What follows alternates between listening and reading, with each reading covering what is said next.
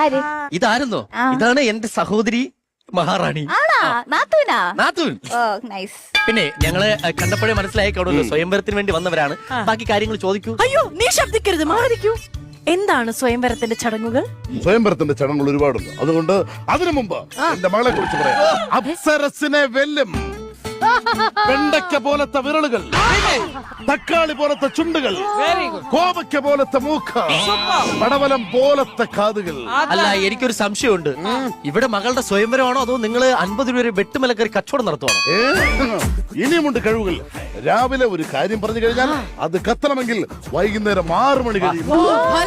കൊണ്ട് ഇതുപോലൊരു കഴിവ് ആർക്കുമില്ല. അതുപോലെ കഞ്ഞിയെ കുറിച്ച് പറയാൻ പറഞ്ഞു കഴിഞ്ഞാൽ കാർബോഹൈഡ്രേറ്റിനെ കുറിച്ച് പറയുകയാണ് നമ്മുടെ സ്വന്തം. എവിടെ നിന്ന് കിട്ടും ഇതുപോലത്തെ ഒരു മകളെ?